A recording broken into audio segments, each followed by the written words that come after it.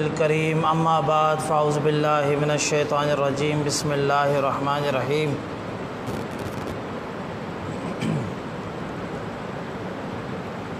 سبحان الذی اسری بعبدہ لیلا من المسجد الحرام الی المسجد الاقصی الذی بارکنا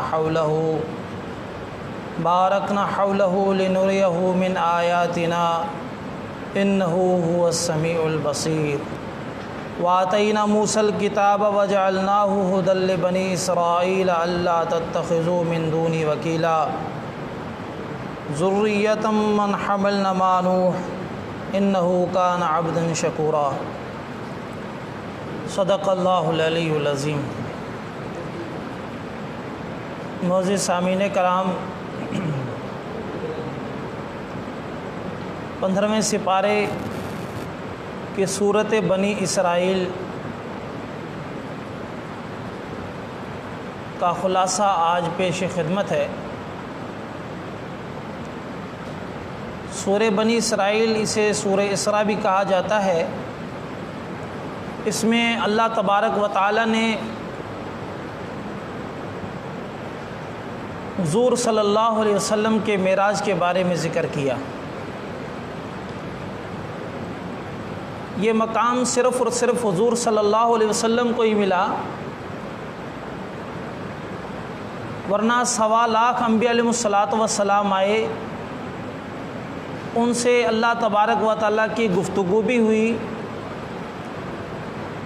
ان سے اللہ تبارک و تعالیٰ کی طرف سے الہامات بھی آئے، ان کو کتابیں بھی دی گئیں، لیکن عرش پر صرف حضور صلی اللہ علیہ وسلم کو بلایا گیا۔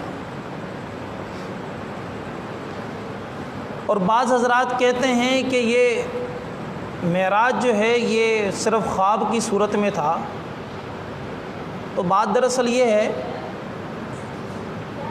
کہ خواب تو انسان بہت سارے دیکھتے ہیں، اور خوابوں کی دنیا میں انسان بہت ساری ایسی چیزیں بھی دیکھ رہا ہوتا ہے کہ جو جنت کے اندر کی بھی ہوتی ہیں۔ اپنے انداز میں جنت میں چلا جاتا ہے انسان، اپنے خوابوں میں جہنم میں چلا جاتا ہے، اپنے خوابوں میں انسان کہاں کہاں سیر کر رہا ہوتا ہے۔ کمال یہ ہے کہ حضور صلی اللہ علیہ وسلم کو جاگتے ہوئے اللہ تبارک و تعالیٰ نے اپنے پاس بلایا، اور اس کی نشانی یہاں پر بیان فرمائی۔ سبحان الذی اسری بعبدہ لیلا من المسجد الحرام الی المسجد الاقصی، کہ پاک ہے وہ ذات جس نے اپنے بندے کو سیر کرائی، اسرا رات کو سیر کرائی، رات کو اللہ تبارک و تعالیٰ نے سیر کرائی من المسجد الحرام، خانہ کعبہ سے، بیت الحرام سے لے کر بیت المقدس تک مسجد اقصی کی طرف سیر کرائی۔ تو حضور صلی اللہ علیہ وسلم، جبرائیل علیہ السلام آئے حضور صلی اللہ علیہ وسلم کے پاس، حضور صلی اللہ علیہ وسلم خانہ کعبہ میں پہنچے، وہاں سے پھر براق پر بیٹھے، بیت المقدس حضور صلی اللہ علیہ وسلم وہاں پر گئے۔ روایت میں آتا ہے کہ تمام بھی علیہ السلام کو وہاں امامت بھی کروائی، بعد میں پھر حضور صلی اللہ علیہ وسلم کو اسی براق پر آسمانوں کی طرف لے جایا گیا۔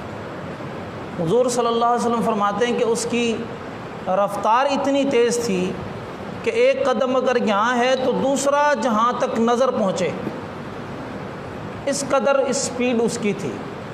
اب کتنے سادے، آسان اور سلجھے ہوئے انداز میں وہ چیز سمجھا دی کہ جو آج کی جدید سائنس بھی نہ سمجھا سکے۔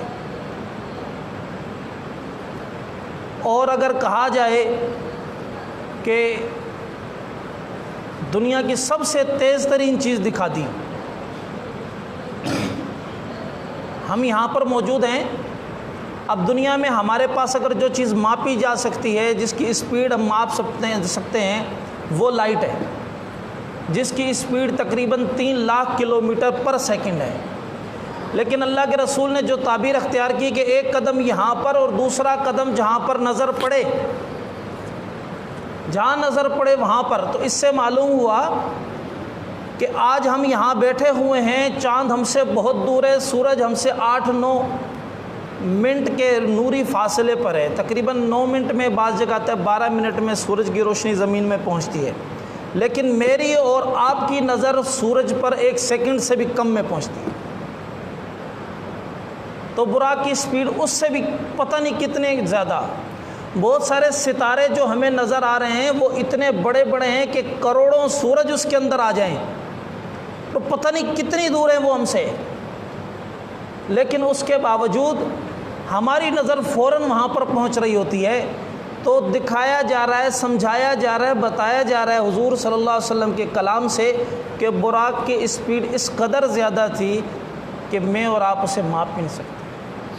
اللہ نے انہیں بلایا، مختلف آسمانوں پر انبیاء علیہ الصلوۃ والسلام سے ملاقات ہوئی، حضرت عیسیٰ علیہ السلام سے ملاقات ہوئی، حضرت ادریس علیہ السلام سے ملاقات ہوئی، حضرت موسیٰ علیہ السلام سے، حضرت ہارون علیہ السلام سے، آگے چل کے حضرت ابراہیم علیہ السلام سے 7ویں آسمان پر ملاقات ہوئی. پھر آگے چلے، جب آگے سدرۃ المنتہا پر پہنچے تو جبرائیل علیہ السلام جن کے ساتھ جا رہے تھے انہوں نے بھی کہا یا رسول اللہ بس اب آگے میں نہیں جا سکتا، یہاں سے آگے اگر ایک ذرہ بھی میں آگے گیا تو میں جل کے بھسم ہو جاؤں. ہمارے ہاں بہت سارے لوگ تو کہتے ہیں حضور صلی اللہ علیہ وسلم کی ذات کے لیے نیت ان کی بھی اچھی ہوتی ہے، جو حضور صلی اللہ علیہ وسلم کو نور بنانے کے انداز میں وہ کہہ رہے تو نیت ان کی بھی اچھی ہوتی ہے، لیکن یہاں پر اس واقعے میں بتایا جا رہا ہے کہ جہاں پر نور کی انتہا صرف نور نہیں، جو مخلوق میں اللہ تبارک و تعالیٰ نے نور پیدا کیے ہیں ان سارے کے سارے نوروں کے سردار جبرائیل علیہ السلام، اس نور کے سردار کی جہاں انتہا ہوتی ہے بشر کے سردار کی وہاں ابتدا ہوتی ہے، وہاں سے ابتدا ہے. پھر حضور صلی اللہ علیہ وسلم آگے گئے اور وہاں پر پہنچے، تفصیل سے واقعہ ہے، آگے چلے گئے، رف رف کے ایک خاص میدان مقام پر پہنچے اور پھر آگے پہنچے تو نور کے خاص پردے تھے. اب بعض روایات میں یہ ہے کہ اللہ تبارک و تعالیٰ سے حضور صلی اللہ علیہ وسلم کی گفتگو ہوتی ہے، تو جو ہمارے نماز میں پڑھتے التحیات، یا رسول اے میرے رسول کیا لے کر آئے؟ فرمایا التحیات للہ والصلوات والطیبات، اللہ تبارک و تعالیٰ کے لیے عبادتیں، تمام جسمانی، مالی اور زبانی جتنی بھی عبادتیں ہیں، جتنی بھی عاجزی ہے، اے اللہ میں آپ کے لیے لے کر آ گیا. والطیبات، مالی بھی ساری عبادتیں لے آئے، ساری چیزیں لے آئے.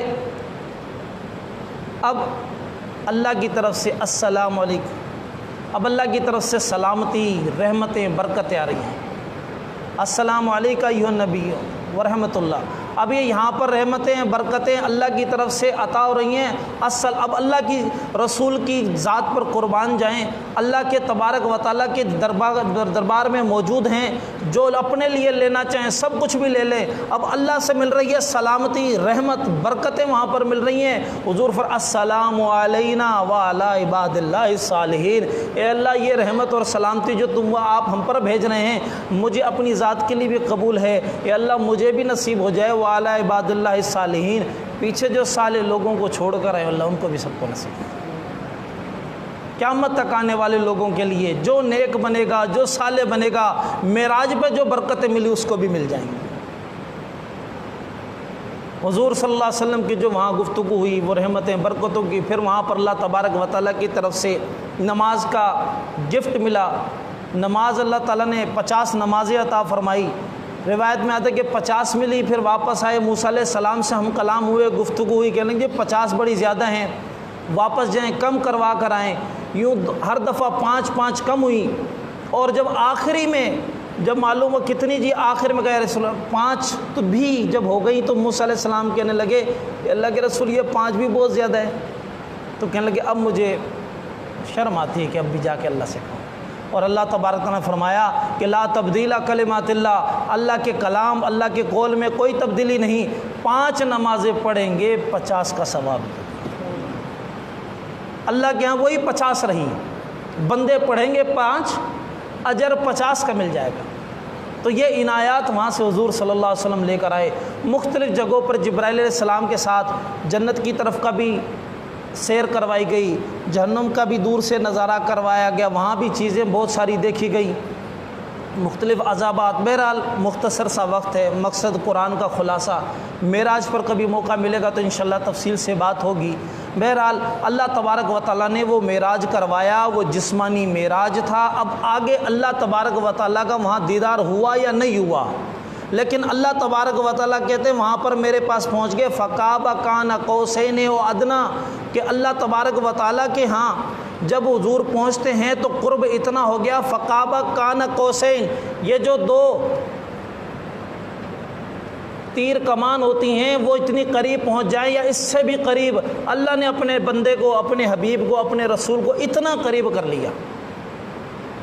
جب اتنا قریب پہنچ گئے تو اب آگے فرمایا او ادنا، یا اس سے بھی زیادہ قریب۔ اب کتنا قرب تھا یہ اللہ جانتا ہے یا اس کا رسول جانتا ہے، اب یہ خزانے ہیں، یہ راز ہیں، لیکن یہ بات ہے کہ جتنا قرب اللہ تبارک و تعالیٰ نے کسی انسان، کسی مخلوق کے سوچ اور تصور میں بھی نہیں تھا، اللہ تبارک و تعالیٰ نے اپنے حبیب کو عطا فرمایا۔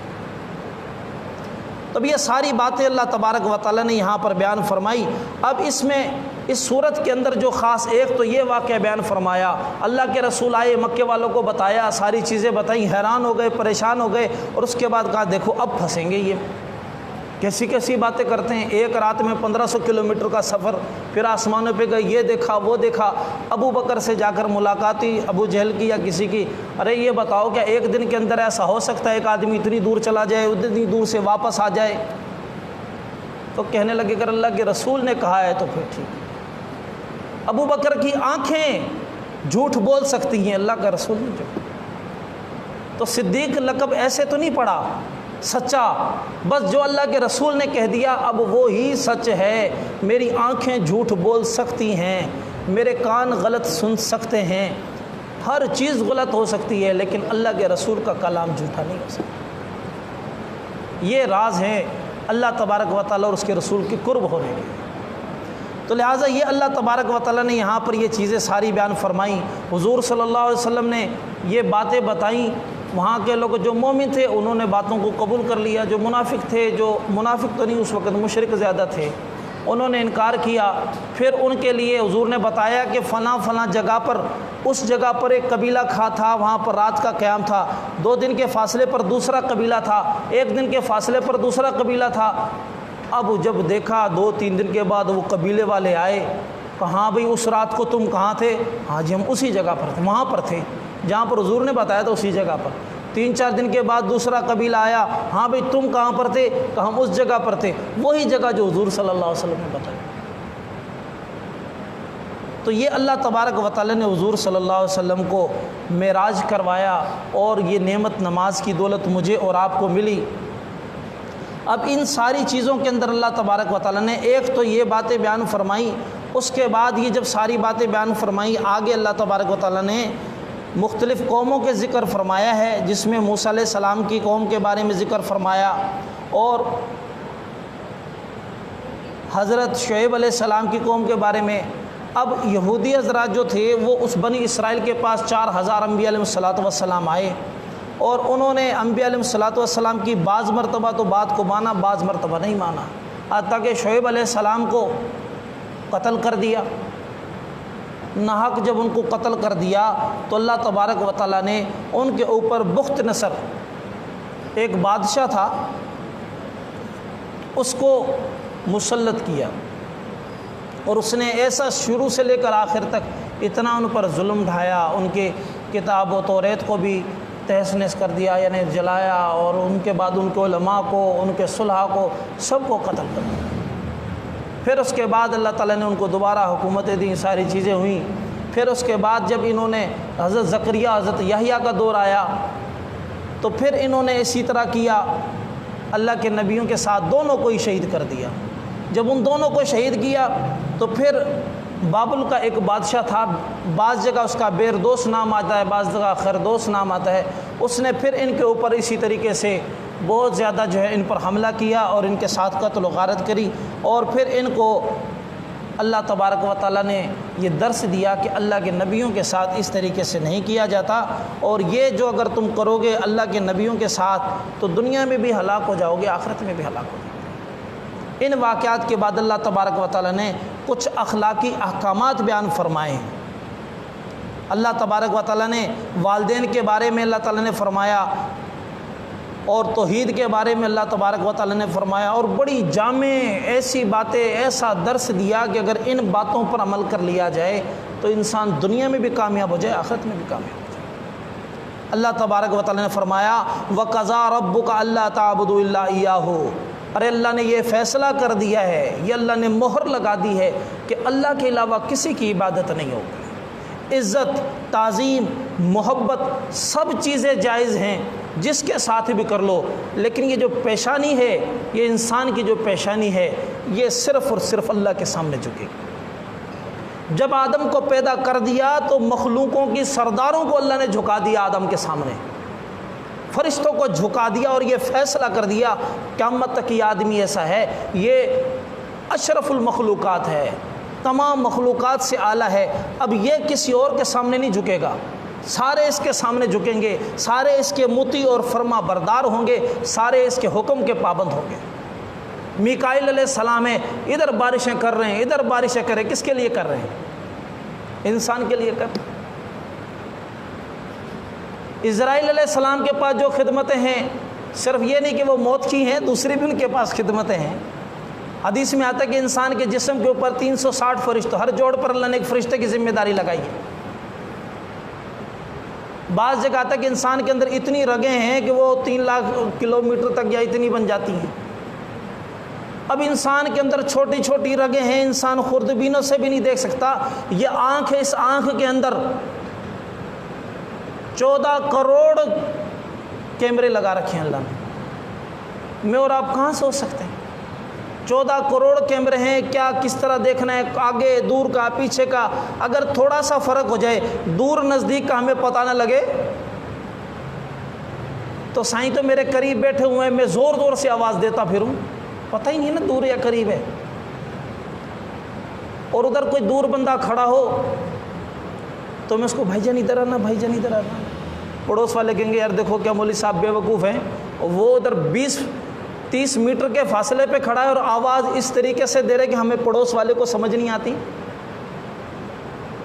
گاڑی چلا رہے ہیں، سامنے دیکھا کہ جی وہاں پر وہ ٹول پلازا آیا ہوا ہے، دور قریب کا پتہ ہی نہیں تھی، شاید بہت دور ہے، وہاں 120 کی اسپیڈ سے جا رہے ہیں، بریکر آئے گا گاڑی بھی اچھلے گی، خود بھی دھماکے کے ساتھ دور جا کے گرے گا، گاڑی بھی جا کے گرے گی۔ اور پتہ نہیں ایک کار جا رہی ہے، وہ کار جا رہی ہے تقریباً 500 میٹر کے فاصلے پر، اس کو نظر آ رہی ہے قریب، بالکل آرام آرام سے جا رہا ہے۔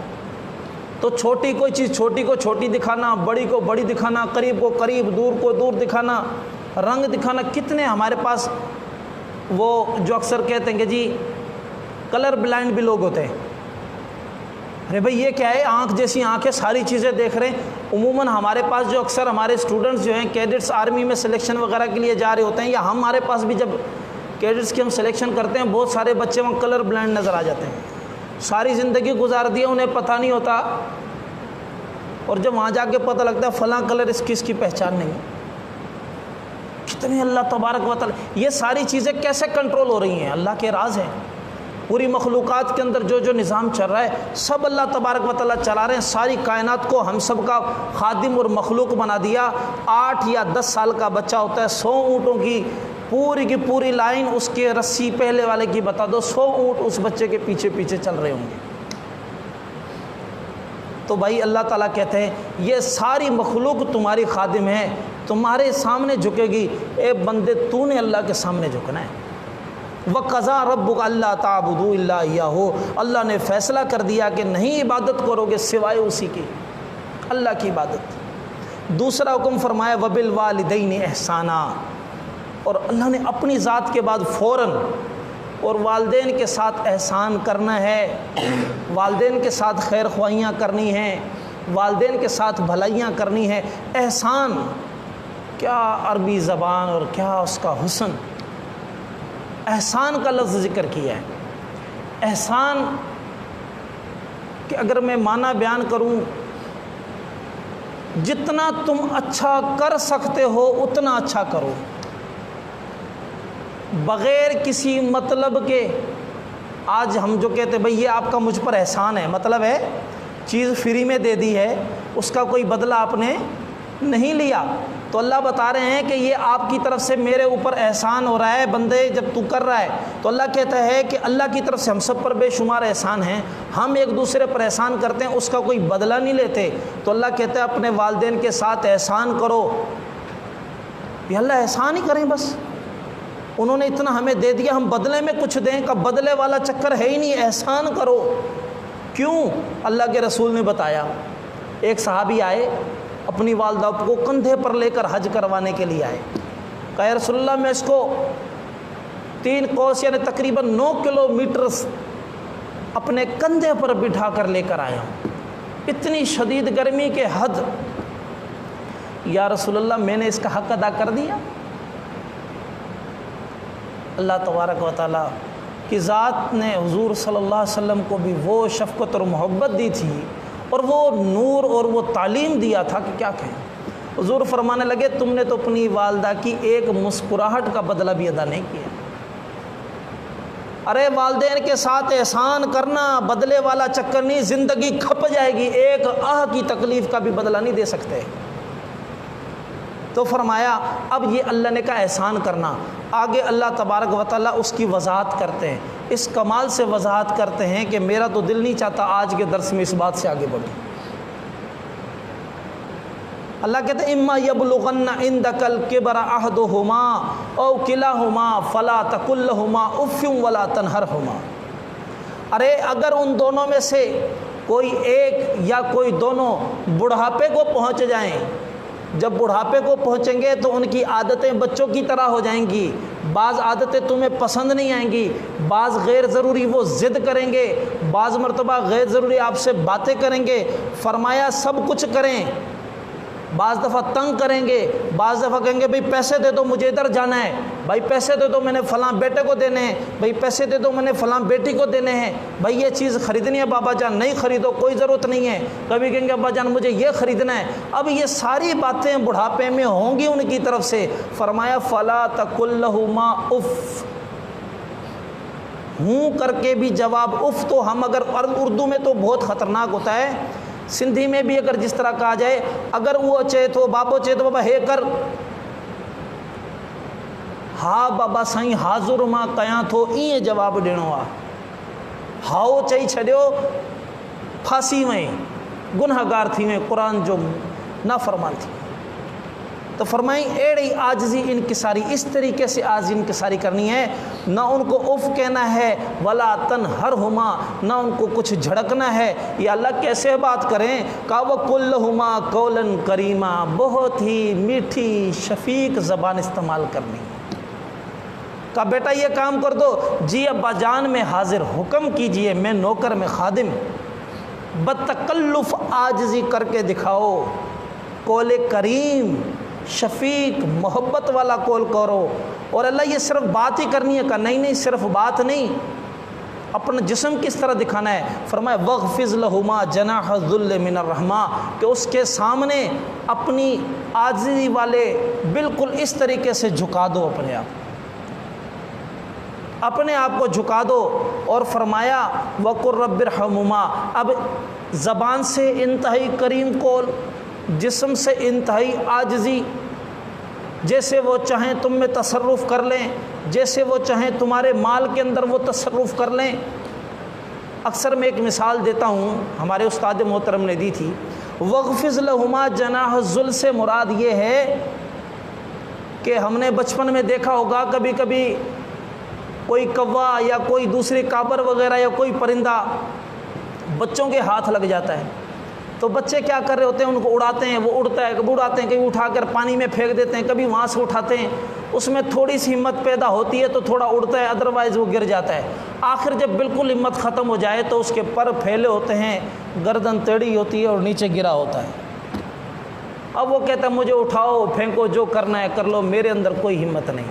اللہ کہتے وہ ہمارے استاد محترم فرمانے لگے اپنے والدین کے سامنے اس طرح اپنے آپ کو پھیلا دو، ابا جان جو کرنا ہے کر لو، امی جان جو کرنا ہے کر لو، میں بھی تمہارا، میرا مال بھی تمہارا، سب جان بھی تمہاری، مال بھی تمہارا، سب کچھ تمہارا۔ اب یہ جسم کے بارے میں اللہ نے فرمایا۔ تیسری کیا چیز رہ گئی؟ اللہ کہتے ہیں وقر، اب اللہ سے بھی دعا کیا کرو، رب ارحمہما کما ربیانی صغیرا۔ اب تم نے زبان سے بھی بہت اچھا بول دیا، عمل بھی بہت اچھا کر دیا، اس پر بس نہیں ہے، مجھ سے بھی تم ان کے لیے خیر مانگو، مجھ سے بھی ان کے لیے بھلائیاں مانگو۔ کتنی بڑی بات ہے۔ اور ایک عجیب کمال کی بات بتاؤں، اللہ نے یہاں پر کہا وبالوالدین، وبالوالدین المسلمین نہیں کہا۔ ارے کافر بھی ماں باپ ہوں تو یہی کرنا ہے، کافر بھی ماں باپ ہوں تو یہی کرنا ہے، جھک جانا ہے، عاجزی انکساری کرنی ہے، محبت دکھانی ہے۔ ہاں یہ الگ ہے کہ آگے کی جو دعا ہے وہ ایمان کے ساتھ ہے کہ رب ارحم، اگر زندہ ہیں تو پھر ان کے لیے بھی یہی ہے۔ دنیا سے چلے گئے پھر تو ٹھیک ہے، وہ اللہ کا معاملہ ہے، اگر وہ ایمان کے ساتھ نہیں گئے، لیکن اگر زندہ ہیں تو اللہ کہتا ہے کافر ماں باپ کے لیے بھی یہ دعا کرو۔ اے اللہ کون سی دعا کریں؟ کہ رب ارحمہما کما ربیانی صغیرا، اے اللہ ان کے ساتھ وہ شفقت، وہ محبت، وہ نرمی، وہ پیار والا معاملہ فرما جیسا انہوں نے میرے ساتھ بچپن میں کیا۔ کمال، اللہ نے والدین میں وہ محبت ڈالی ہے، اللہ کے خزانے میں انسانوں کے لیے دوسری کوئی محبت ہے ہی نہیں ایسی، ہوتی تو اللہ یہ دیتے۔ اللہ کہتا ہے وہ محبت دے دو، اس محبت، اس شفقت، اس کرم کی طلب مجھ سے کرو جو تمہارے اوپر ہوئی تھی۔ تو بھائی اللہ تعالیٰ کے احسانات ہیں جن کو والدین مل گئے، وہ اس کی قدر کریں، ان کے ساتھ اس طریقے سے پیش آئیں۔ اور آگے اللہ تعالیٰ نے فرمایا ربکم عالم بما فی نفوسکم، کمال ہے، اللہ نے کہا یہ سارے عمل کرنا، اس کے بعد یہ نہ ہو کہ دکھلاوا ہو، یہ چیزیں ہوں، اللہ تعالیٰ جانتے ہیں تمہارے دلوں میں جو کچھ ہے۔ ان تکونوا صالحین، اگر تم سچے شریف اچھے آدمی ہو جاؤ گے، فإنہ کان للأوابین غفورا، پھر اللہ تبارک و تعالیٰ نیک سال لوگوں کے لیے اور شریف لوگوں کے لیے اللہ تبارک و تعالیٰ غفور ہے۔ آگے حکم فرمایا، جیسے میں نے آپ کو بتایا تھا 13 احکامات اللہ نے یہاں پر بیان فرمائے ہیں، آج ان کا ہی تک اگر بات پوری ہو جائے تو بڑی بات ہے۔ اس کے بعد فرمایا وآت ذی القربى حقہ، اور جو تمہارے رشتہ دار جو تم سے طلب اور خیر مانگے ان کے ساتھ خیر خواہی کرو، ان کا حق بھی ادا کرو۔ والمسکین وابن السبیل، اگر غریب مسکین بھی ہیں اڑوس پڑوس میں رشتہ دار نہیں، ان کو بھی تم عطا کر دو۔ وابن السبیل، کوئی مسافر مل جاتا ہے اس کے پاس کچھ نہیں ہے، اس کو بھی عطا کر دو۔ ولا تبذر تبذیرا، اور اسراف نہ کرو، اسراف حد سے زیادہ خرچ کر دینا ایسا نہ کرو۔ کیوں؟ ان المبذرین کانوا اخوان الشیاطین، کہ بے شک اسراف کرنے والے، حد سے زیادہ خرچ کرنے والے شیطان کے بھائی ہیں۔ ہمارے پاس معاملہ یہ ہے، ہم کہتے ہیں جو عام ہوں گے تو وہ کہیں گے، جو مولوی اچھے دیندار لوگ ہوں گے وہ کہیں گے بھائی خیال کرو، ناجائز مال نہ کماؤ۔ اچھا جی حلال کما لیا، اب مرضی ہے، شادیوں میں لاکھوں اڑا دو، کروڑوں اڑا دو، تمہاری مرضی ہے۔ ارے نہیں بھائی، حلال کمانا اور حلال طریقے سے خرچ کرنا دونوں اسلام میں ضروری ہے۔ ناجائز جگہ پر خرچ بھی نہیں، اسلام نے کمانے کے جہاں طریقے بتائے ہیں وہاں خرچ کرنے کے بھی طریقے بتائے ہیں، یہاں پر خرچ کر سکتے ہیں وہاں پر نہیں کر سکتے۔ تو فرمایا کہ حد سے زیادہ خرچ کرنے والے وہ شیطان کے بھائی ہیں۔ وَكَانَ الشَّيْطَانُ لِرَبِّهِ كَفُورًا، اور جو شیطان ہے وہ اپنے رب کا بڑا ناشکر ہے۔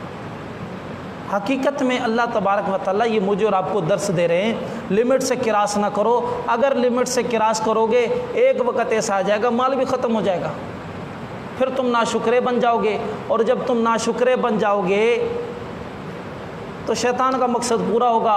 شیطان نے تو یہی کہا تھا، اے اللہ میں تیرے ان بندوں کو ناشکرہ بنا دوں گا۔ تو جب لمٹ کے ساتھ خرچ کرتا ہے اس کے بعد پھر چلتا ہے، تو پھر تو اللہ تبارک و تعالیٰ اسے چلاتے ہیں۔ ادروائز وہ انسان کی صورتحال یہ ہے، وہ ناشکرہ ہو جاتا ہے، اور پھر انسان، اور اللہ تعالیٰ نے پھر آگے بیان فرمایا وَلَا تَجْعَلْ يَدَكَ مَغْلُولَةً إِلَىٰ عُنُقِكَ۔ کیا بات ہے اللہ کی، ایسے سمجھا رہا ہے کہ ماں باپ بھی کیا سمجھائیں گے، استاد بھی کیا سمجھائے۔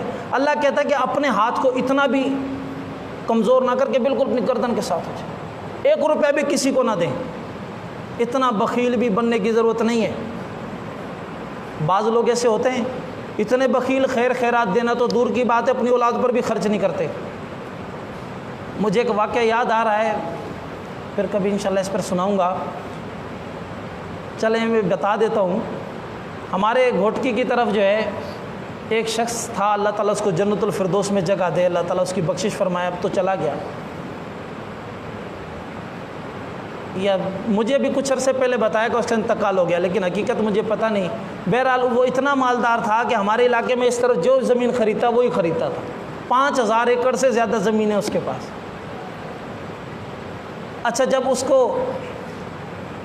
گاڑی خرید رہی کلٹس، وہ کھڑی کھڑی اسی طرح اس کے ٹائر خراب ہو گئے کہ جی پیٹرول کی وجہ سے اس کو استعمال نہیں کرتا۔ سال کے بعد اپنے بیٹے کو لے کے آ جائیں، ہے بھی مجھے پٹ ایڑو آ جڏहिं ॾिसो एॾो ख़र्च कराईंदो आहे، एॾो ख़र्च कराईंदो आहे। चओ बाबा कहिड़ो ख़र्च, साल में बूट वठी ॾिए थो हिकिड़ो, साल में हिकु जूता लेके दे, चओ एॾो ख़र्च कराईंदो आहे, बसि सलाह हिदायत ॾिनी खे। हलो बूट वठी ॾिनई, बूट वरितई, हुन उते ई बूट नओं पातो, हलणु लॻो त चओ पुराणो बूट बि थैले में विझी ॾे, मां पाईंदुमि।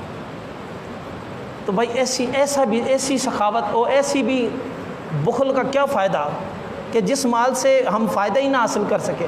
دیکھیں مال اللہ تبارک و تعالیٰ نے دیا ہے، یہ مال جب فائدے والا جب اس کو آپ خرچ کریں گے، ضروریات زندگی میں خرچ کریں، اسراف سے بچیں۔ اور اللہ نے فرمایا کہ اتنا اپنی گردن تک بھی باندھ کے نہ رکھیں، اور آگے ولا تبسطھا کل البسط، اور فرمایا کہ اتنا کشادہ بھی نہ کر دیں کہ پورا کھول دیا، ادھر سے بھی سخاوت ادھر سے بھی سخاوت، اور یوں سخاوت ہی سخاوت کرتے رہے۔ اور آگے فرمایا فتقعد ملوم محسورا، پھر تم ایسے ملامت والے اور ایسے خالی ہاتھ بیٹھ جاؤ، پھر کوئی صحیح ہانے کو بیو مکھے دے۔ صحابہ کو بھی حضور نے فرمایا، ایک صحابی آئے کہ رسول اللہ میں سارا مال دینا چاہتا ہوں، نہیں سارا دینا، تب فرمایا صدقہ وہ بہتر ہے جو اپنے پیچھے غنا کو چھوڑ کے جائے، وہ صدقہ دو جو تمہارے پاس بھی پیسہ رہے، یعنی سارا پیسہ ہی دے دو۔ جب اللہ کے رسول نے یہ بتایا تو ہمیں بھی سخاوت بھی اتنی کریں جو لمٹ میں ہو، اور بخل بھی اتنا کریں جو اپنی جائز ضروریات بھی پوری کرتے رہیں۔ اور آگے فرمایا ان ربک یبسط الرزق لمن یشاء ویقدر، وہ رب ہے اس کی مرضی ہے کسی کو کشادہ رزق دے دے، کسی کے رزق کو کم کر دے۔ انہ کان بعبادہ خبیرا بصیرا، بے شک وہ اپنے بندوں کے لیے خبیر بھی ہے، اپنے بندوں کے لیے بصیر بھی ہے، وہ زیادہ جانتا ہے۔ آگے فرمایا ولا تقتلوا اولادکم خشیۃ املاق نحن نرزقهم وایاکم ان قتلہم کان خطأ کبیرا۔ یہ بہت بڑی ایک آفت کو اللہ نے بیان فرمایا کہ اپنی اولاد کو غربت کے خوف سے قتل نہ کرو۔ کیوں؟ نحن نرزقہم وایاکم، تمہیں بھی وہی میں ہی رزق دیتا ہوں، ان کو بھی میں رزق دوں گا، خبردار یہ نہ کرو۔ یہ قتل کرنا بہت بڑا کبیرہ گناہ ہے۔ تو آج کل ہمارے ہاں جو کہتا ہے جی بچے دو ہی اچھے، 2 بچے ہوں گے تو ٹھیک ہے، زیادہ سے زیادہ نہیں، اسلام اس کی اجازت نہیں دیتا، کیونکہ ان 2 کو بھی اللہ نے رزق دینا ہے، ان 5 کو بھی اللہ نے رزق دینا ہے، اور تمہیں بھی اللہ نے رزق دینا ہے۔ اس کا مطلب ہے 2 کو تو آپ پال دیں گے، باقی 3 ہو جائیں گے تو اس کو آپ نہیں پال سکیں گے، تو آپ تو پہلے بھی نہیں پالتے تھے۔ رزق دینا تو اللہ کی بات ہے۔ بعض ایسے بھی ہوتے ہیں کہ جس کے 8 بچے ہوئے، غریب تھا، 8 بچے ہو گئے، ہم نے دیکھے ایسے بندے، سارے کے سارے گزیٹڈ آفیسر ہو گئے، سارے کے سارے آفیسر، خود بیچارہ کوئی چپڑاسی تھا، کوئی تھوڑا بہت نوکری والا تھا۔ کوئی ایسے آفیسر بھی بنے کہ جن کا ایک بیٹا تھا وہی نکما ہو گیا، اب بتاؤ کیا کرے وہ؟ ایک بیٹا وہی نکما نکل آیا، اب کیا کرے جی؟ میں بس اپنی پینشن پہ کھا رہا ہوں، اور وہ نکما ہے، وہ بھی خود بھی نہیں کرتا، میں ہی اس کو دیتا ہوں خرچہ، اب بتاؤ کیا کریں؟ تمہاری سائنس تو فیل ہو گئی۔ تو رزق کا معاملہ اللہ تبارک و تعالیٰ کے پاس ہے، اور یہی وہ ایجاد کر سکتی ہے۔ آگے حکم دیا لا تقربوا الزنا، زنا کے قریب نہ جاؤ، انہ کان فاحشہ وساء سبیلا، یہ بے حیائی بھی ہے اور برا رستہ بھی ہے۔ اللہ نے کہا لا تقربوا الزنا، یہ نہیں کہا زنا نہ کرو، زنا کے قریب بھی نہ جاؤ۔ یہ اللہ نے بہت بڑی حکمت بتائی ہے، کیونکہ جب زنا کرنے نہ کرنے کی بات آتی ہے تو اکثر لوگ وہاں پر فیل ہو جاتے ہیں، ایمان ڈگمگا جاتا ہے۔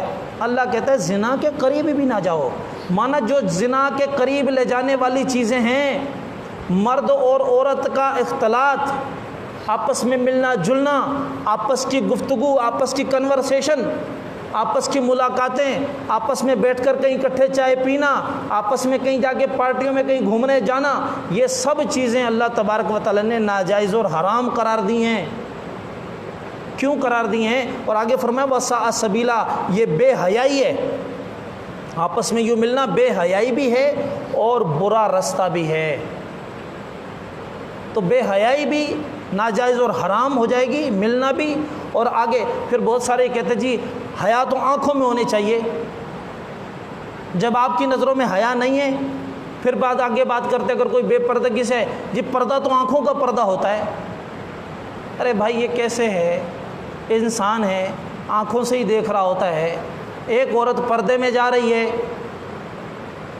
ایک عورت بغیر پردے میں جا رہی ہے، انسان کی کیفیت خود پتہ لگ جاتی ہیں۔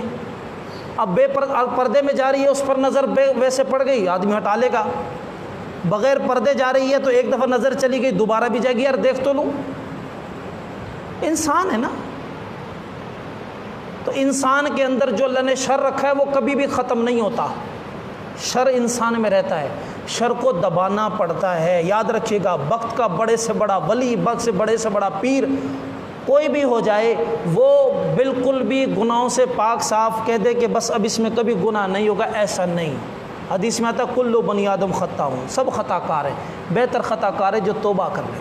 تو مجھے اور آپ کو ہم یہ کہتے کہ جی اب ہمیں کوئی سامنے عورت نظر آ جائے گی اور ہمارے اندر کوئی خیال ہی پیدا نہیں ہوگا، یہ انسان میں مشکل ہے، فرشتوں میں یہ ہو سکتا ہے۔ ہمیں اپنے شر کو دبانا پڑے گا، کم کرنا پڑے گا اور مسلسل محنت کرنی پڑے گی۔ جس طریقے سے زمین کے اندر مسلسل محنت ہوتی ہے تو وہ صاف ستھری بھی رہتی ہے، وہ فصل بھی دیتی ہے، اسی طریقے سے یہ نفس بھی مسلسل محنت ہوگی، مسلسل پھر اس میں خیر بھی پھیلے گا، اس میں عبادتیں بھی آئیں گی، اس میں تلاوتیں بھی آئیں گی، اس میں دوسروں کے ساتھ خیر خیرات کرنا بھی آئے گا، اس کے اندر صدقات کرنا بھی آئے گا، اس کے اندر بھلائیاں بھی آئیں گی۔ اگر محنت چھوڑ دیں گے تو چاہے وہ مولوی ہو، چاہے وہ حاجی ہو، چاہے وہ نمازی ہو، چاہے وہ مدرسے کا معلم ہو، چاہے وہ کہیں بھی رہنے والا ہو، اگر اس نے محنت چھوڑ دی تو برائیاں پھیلتی جائیں گی، بڑھتی جائیں گی۔ اللہ تبارک و تعالیٰ مجھے اور آپ کو عمل کرنے کی توفیق عطا فرمائے۔ اور بھی آگے کے واقعات ہیں اور بھی احکامات ہیں جن کو انشاءاللہ کل مختصراً بیان کیا جائے گا، تاکہ اس ٹاپک کو مکمل کر کے پھر آگے سورہ اسراء کے اندر بہت ساری باتیں ہیں ان کو ذکر کیا جائے گا۔ پھر اس کے بعد آگے سورہ کہف آ رہی ہے جس کے اندر اللہ تبارک و تعالیٰ نے اصحاب کہف کا واقعہ بیان فرمایا ہے، موسیٰ علیہ السلام حضرت خضر علیہ السلام کا واقعہ بیان فرمایا ہے، وہ تفصیل سے واقعات ہیں۔ ذوالقرنین بادشاہ کا واقعہ بیان فرمایا ہے، اس پر انشاءاللہ کل بات ہوگی۔ دعا فرمائیں اللہ تبارک و تعالیٰ مجھے اور آپ کو اپنے نفس پر کنٹرول کرنے کی توفیق نصیب فرمائے، اور یہ رمضان جو ہے وہ نفس کو کنٹرول کرنے کا بہترین ذریعہ ہے۔ جب انسان کا پیٹ بھرا ہوتا ہے، نفس اور دماغ اور دل کے اندر شیطانی خیالات زیادہ آتے ہیں، جب پیٹ خالی ہوتا ہے تو پھر انسان کے اندر ان آفات اور شیطانی چیزیں کم سے کم آتی ہیں۔ اللہ تعالیٰ مجھے اور آپ کو عمل کرنے کی توفیق عطا فرمائے۔ الحمدللہ رب العالمین والعاقبۃ للمتقین والصلاۃ والسلام علی خیر خلقہ محمد وآلہ وصحبہ اہل بیت اجمعین۔ یا اللہ ہم سب کے گناہوں کو معاف فرما، ہماری کمی کوتاہیوں کو معاف فرما، رمضان کی برکات ہے اللہ ہم سب کو نصیب فرما۔